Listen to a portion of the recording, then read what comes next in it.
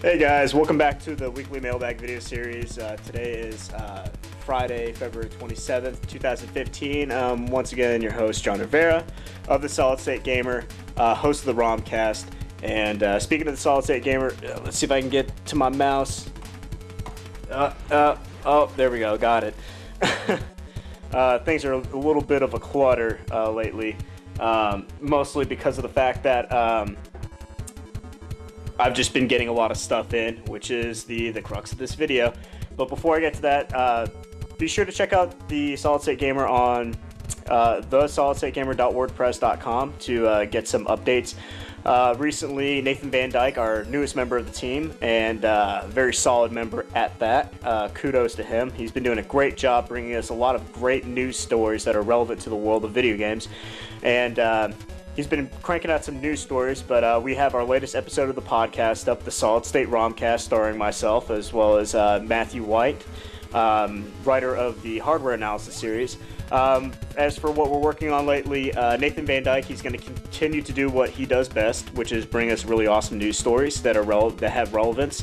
And Matt White, he's also working on a review he's doing preview coverage for Besieged, which is a PC sort of sandbox, sort of, it's hard to explain. It's physics governed, and you have objectives like destroying towers and stuff. It's in a medieval setting, and he showed me some videos of it. I thought it was really interesting, so hopefully he brings us a nice preview topic coming out possibly today, possibly tomorrow. The deadline's for tomorrow, but he might come out with it today, so we'll see how that happens. We're actually going to commiserate and get together and work on the website today after this video is completed and starts to upload. So yeah, stay tuned for that. As for myself, I'm working on this video, of course. I'm working on a review for the DOS Game Syndicate. I will also be doing an addendum to that, talking about the 3DO port, because I actually happen to have it. So I'm going to play through the 3DO version and point out some minor differences and stuff in terms of control agency and the user interface. I think that's kind of like the make or break for RTS/RTT real-time tactics games. And so I'm going to be working on that for next week, plus some other stuff. We'll try to keep you guys posted on the latest written articles and news articles that we come out with, as well as video features. So stay tuned for that. But anyway, let's talk about some recent pickups that I've gotten from the interwebs. After all, that's the reason why I make this video in the first place. So first things first, I got myself a used Dreamcast controller, an official Dreamcast controller. I actually, for a long time, have only had one Dreamcast controller, and the reason being is that same thing with Halo Combat Evolved on the previous Mailbag video. My brother and I, we kind of had half of everything. We shared half of everything. So he had half the Dreamcast stuff, so he took a lot of the good games with it and kind of left me with some of the scraps. I did get Shenmue though, so that's I guess there's a silver lining to that. But he also took one of the controllers because he needed one when he bought himself a new Dreamcast. So I had to buy another one so we could play some multiplayer games, and hopefully we'll have a chance to do that. I'm also looking into getting a couple of Total Commander version 3 adapters, which converts the Sega Saturn port to a Dreamcast port, which means that technically my copy of Virtualon Oratorio Tengram will actually be compatible with the Sega Saturn Twin Stick. So hopefully we can at some point do some coverage on that, maybe a John and Matt Let's Play sort of thing. So that's, you know, Dreamcast multiplayer, woohoo. Maybe play some Soul Calibur or something like that. I've also been thinking about getting some PlayStation controllers so that way we could play. I have Bushido Blade, the original Bushido Blade, for the PS1, so hopefully we can do something like that. I got another NES controller, and the reason why I got this is because I have a copy of what's it called? I have a copy of Smash TV for the NES, and while that game only requires you to have one NES controller, there is an option for each player to wield two NES controllers, and essentially, if I can demonstrate with this, they use two NES controllers, and the left D-pad and you're supposed to hold it like this. The left D-pad governs how your character roams around the arena, and this D-pad, the right one, which is, again, it's theoretically supposed to be another NES controller because you couldn't plug an SNES controller into an NES, of course. But the right D-pad controls what direction your character fires in, and it's actually something that makes for a pretty frenetic game of Smash TV. It also looks terribly goofy, but it's actually a really interesting workaround to the issue of the NES not having two D-pads, because why would you have that naturally? So that is something I definitely want to cover on the Solid State Gamer, hopefully for a John and Matt play for Smash TV NES. It's a great game, a lot of great action in it. The music track that plays in the beginning, I just got a text from Nate. Yeah, it's a load of fun, and it's even more fun with the two D-pad, the double D-pad layout control of the game. So that's an option that we're looking into.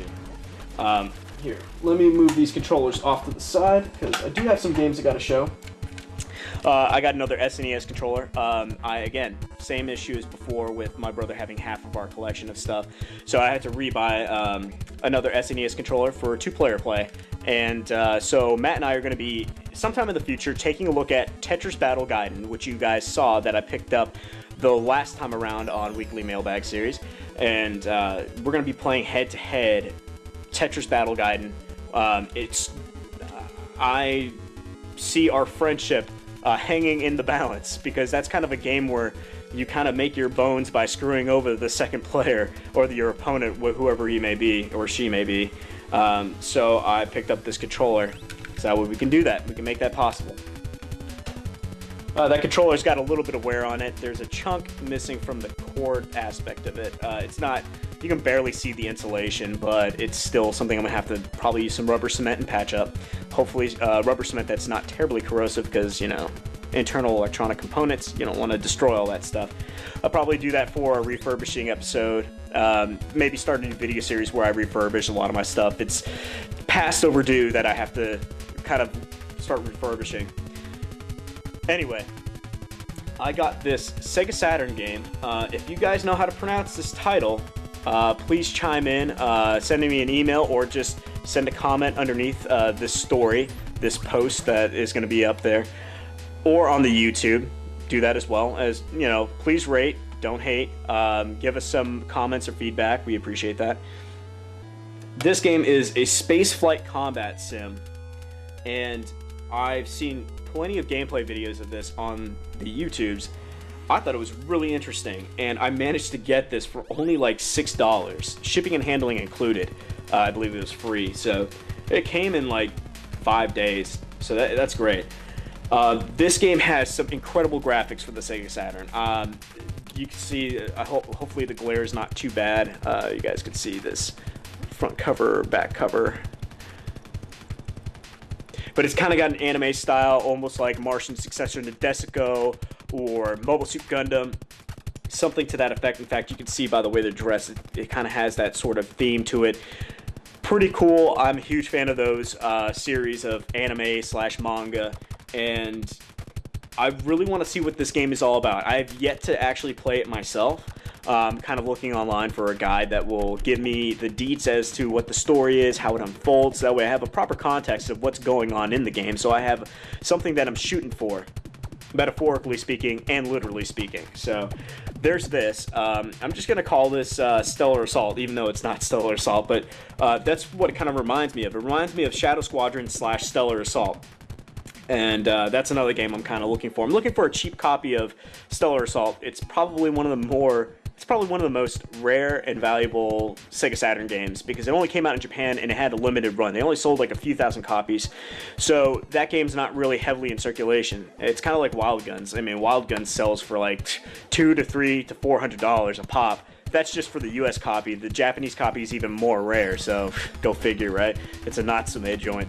Anyway, that's this spaceflight combat game, Japan only, Dreamcast. Sega Saturn.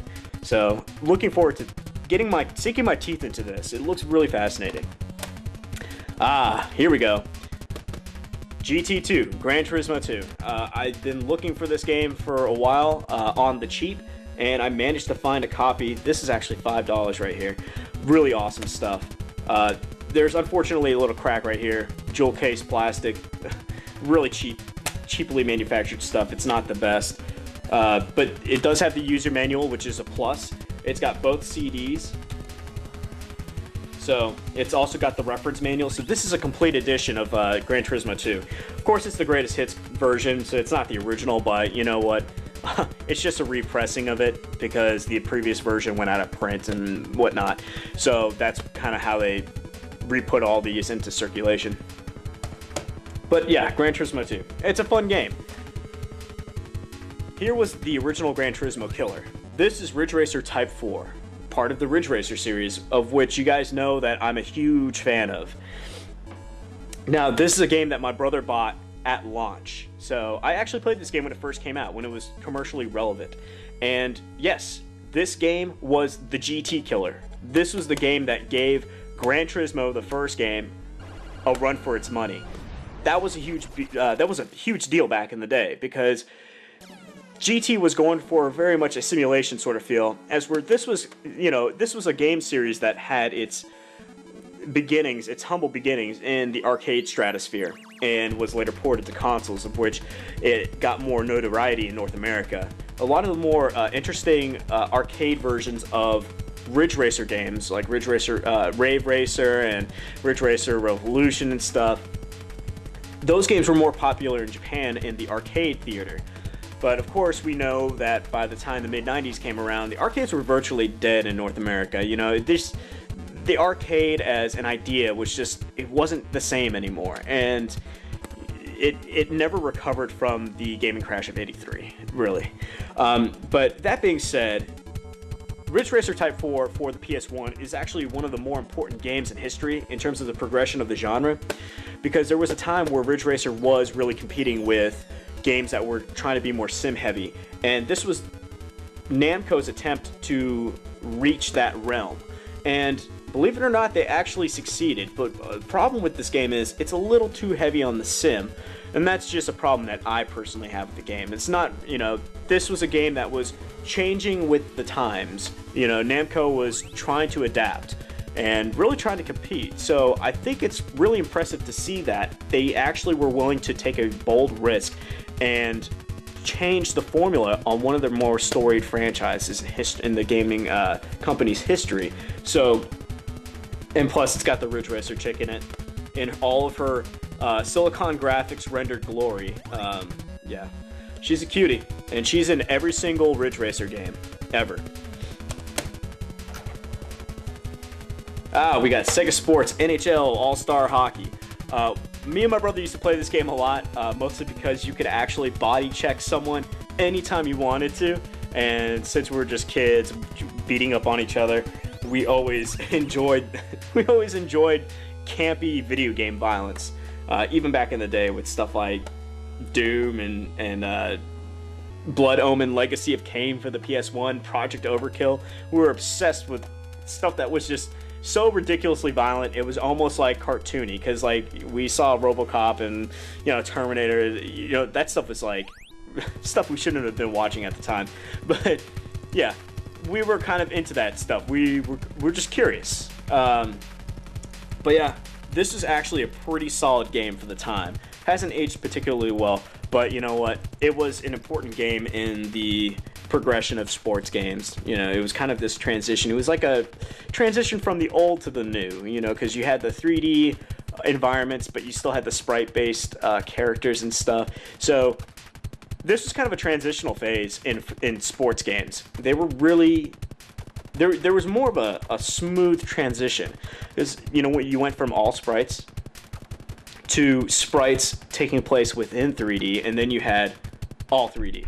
So there was kind of like a logical progression in the design of sports games, from the early inceptions on the computer to what you see on the consoles nowadays. So I thought that was just an interesting thing, that this was kind of like a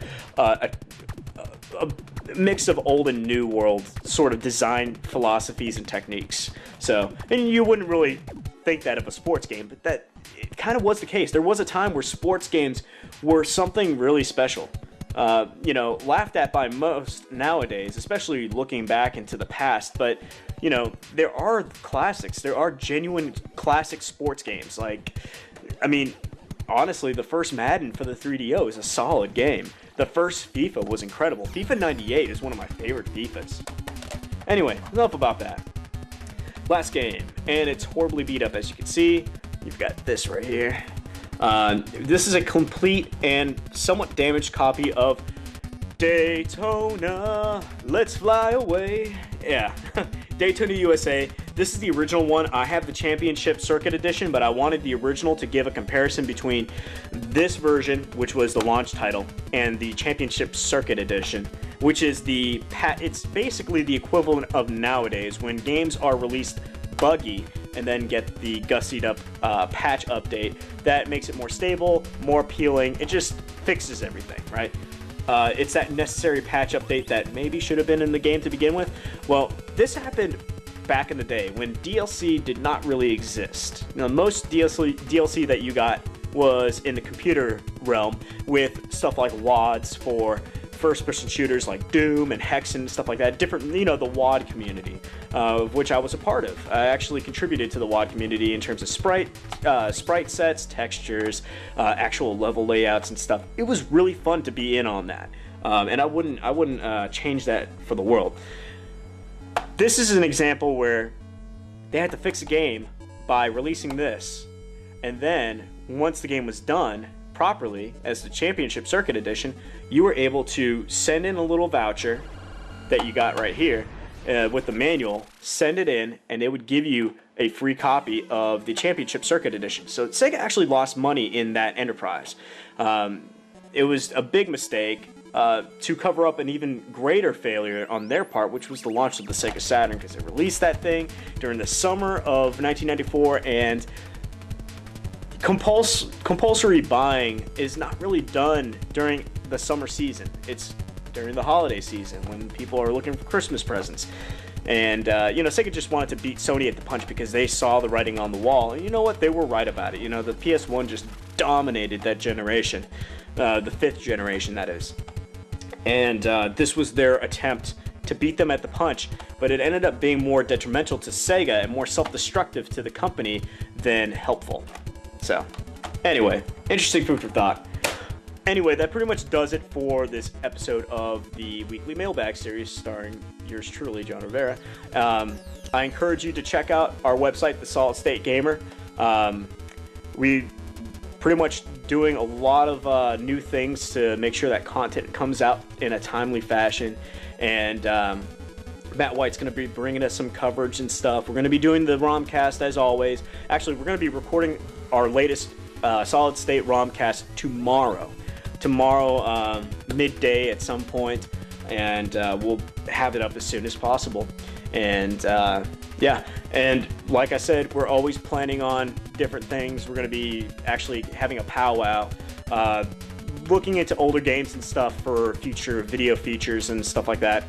And because we kind of have to get our hands on a game and play it just to see if it's, you know, what we can do with it, you know, what kind of material it gives us to comment on and offer some feedback on. So anyway, that'll pretty much do it for this video. If you like what you see, please rate and subscribe to our channel. And yeah, keep your eyes peeled. Stay tuned for more content on the Solid State Gamer. Thank you guys for watching, and as always, see you next time.